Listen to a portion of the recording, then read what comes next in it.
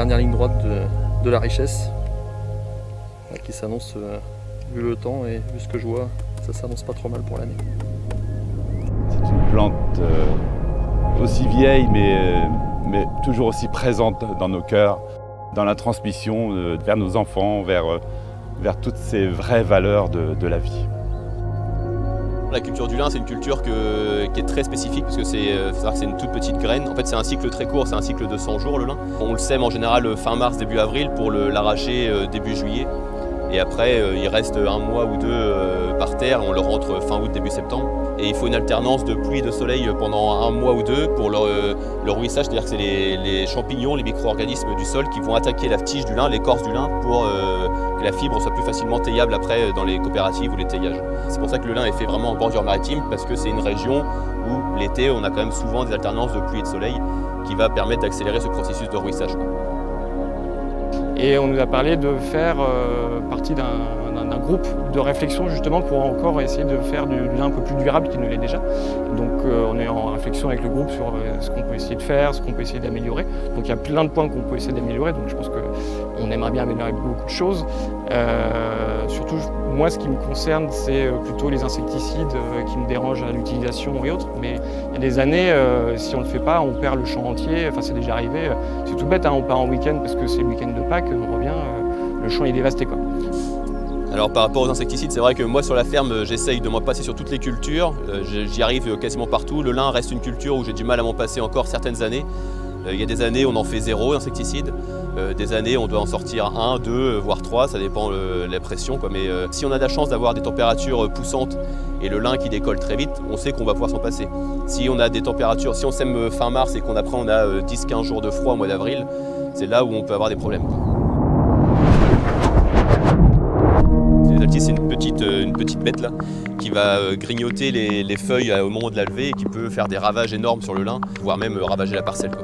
Et donc on a fait des formations avec le projet Lin Réel, dont notamment une formation avec une entomologiste, Johanna Villeneuve-Chasté, sur tout ce qui était la population des auxiliaires, comment les reconnaître, comment les favoriser, comment les développer pour justement essayer de s'affranchir du risque altis sur le lin, qui est le risque principal sur les premiers jours de levée du lin en fait.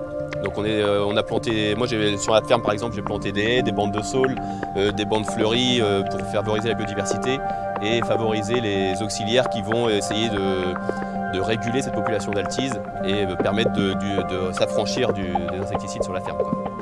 Ouais, du coup, ce que je trouve intéressant, c'est que grâce au groupe de Cotton Connect, là, on a créé donc, ce fameux code donc, Lin Réel, qui nous permet d'essayer de trouver des nouvelles façons de faire, de produire notre lin, pour essayer d'améliorer la qualité, mais aussi de notre environnement, parce que bah, on vit tous les jours dedans, et puis on voit qu'il y a quand même une pression sociétale sur l'environnement, sur la biodiversité et tout ça.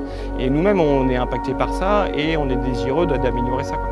Donc, notre objectif avec Lin Réel, c'est d'essayer de continuer à produire du lin de bonne qualité, de très bonne qualité même, et aussi d'améliorer la biodiversité tout autour et en ayant le moins d'impact possible sur l'environnement. Après, à voir l'année prochaine comment ça va évoluer tout ça, et puis si on arrivera à l'appliquer, mais d'une petite étincelle, il peut partir de beaucoup de choses, donc rien que ça, c'était super intéressant.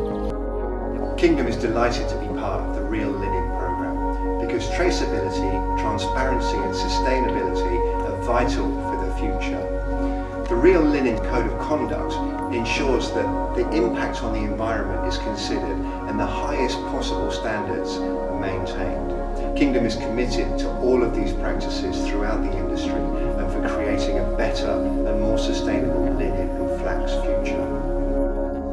À l'heure de la préservation environnementale, de la durabilité, de la gestion de l'empreinte carbone, je pense qu'il était important aujourd'hui de faire le lien avec le consommateur final, faire ce lien de la traçabilité, des bonnes pratiques environnementales par rapport à cette culture qui est une culture vraiment durable dans l'air du temps, une culture tout à fait naturelle, c'est une plante et je pense que le consommateur a besoin de ça, a besoin d'un retour aux sources, d'un retour aux vraies valeurs.